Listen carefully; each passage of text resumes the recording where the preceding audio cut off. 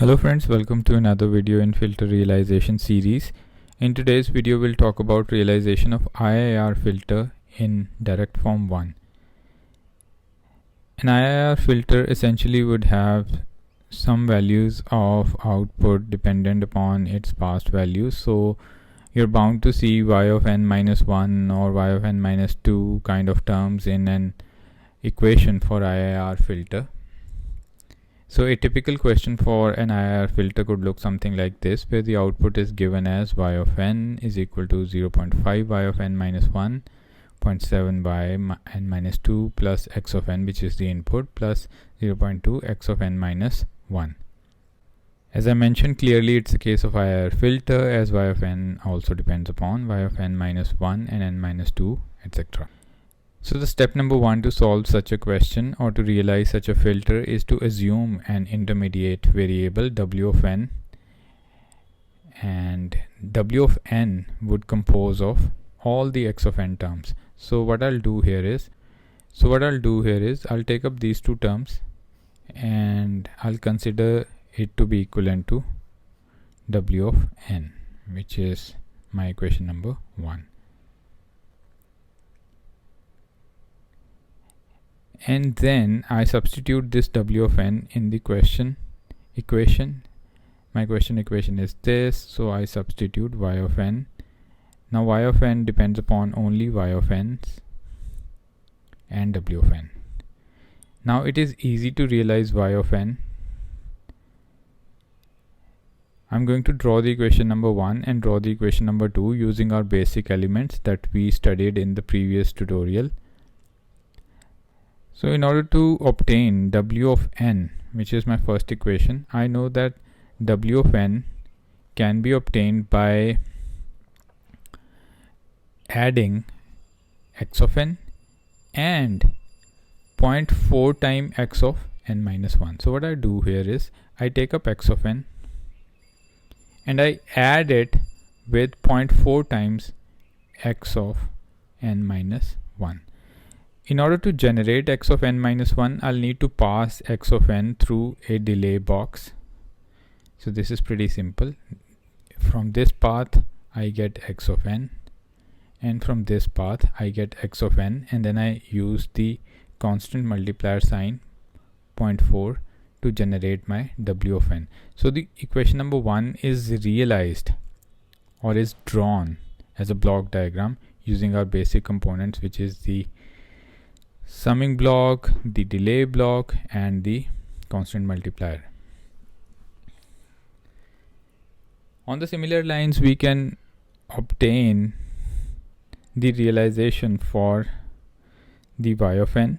We know that y of n consists of w of n, which we have just generated, and it also consists of y of n minus 1, which is multiplied by 0.5, and y of n minus 2, which is multiplied by 0.7. So what I'll do is I'll take up y of n and I'll pass that y of n through one delay block to get y of n minus 1, right? And w of n is coming from this path already. And if I multiply this y of n minus 1 with 0.5, and I would again need another block of delay where I'll get y of n minus 2, and I'll multiply this with minus 0.7, and I'm going to add all these three, w of n, 0.7 n minus 2, 0.5 y of n minus 1, and all these three will give me y of n here.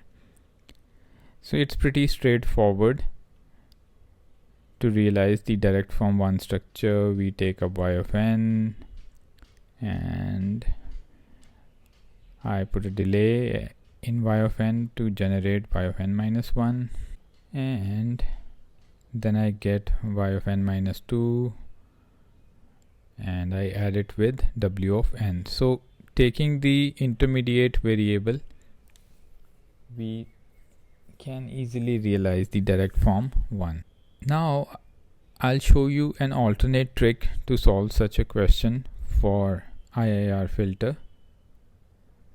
If you get an equation, the same question, what you need to do in the step number 1 is to convert this into Z transformed form, where y of n Z transform is y of z, 0.5 y of z, z inverse because this is delayed, 0.7 y of z, z minus 2 because this is delayed by 2, and x of z plus 0.2 of x of z minus 1. And then we could take all the y of z terms on one side, all the x of z terms on the other side. The idea is to generate the transfer function, and we get y of z upon x of z is equal to this, and this is nothing but the transfer function h of z.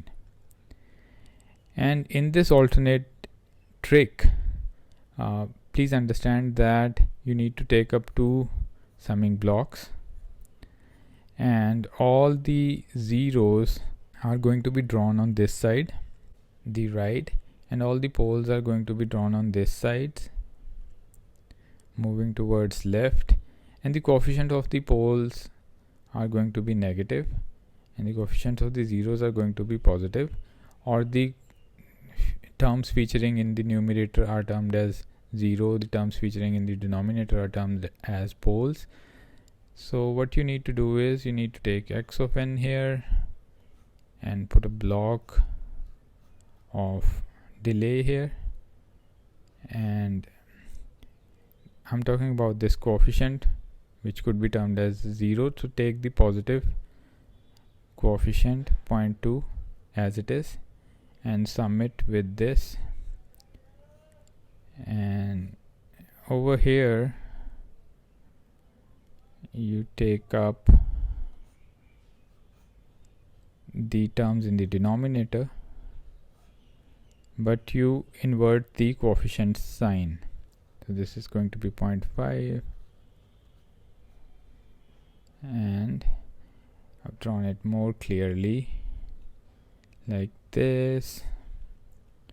So the only thing that you need to remember is this, that whenever the transfer function is given in this form, you can directly apply this trick that coefficients of the numerator are drawn as zeros in this direction, and the coefficient of denominator are drawn in this direction, in the opposite direction, and they are going to be negative, they are going to be inverted. So if you see a 0.5 here, you get a plus 0.5. If you see minus 0.7, or rather if you see a plus 0.7, you get a minus 0.7 here. Of course these delays are giving me y of n minus 1 and y of n minus 2, and finally this should looks equivalent to what we did theoretically, like this, using the intermediate variable. So I hope both the trick and the actual method are understood, and if you like the video, give it a thumbs up, consider subscribing. I'll see you around in the next video where we'll discuss IIR filter. Take care, bye bye.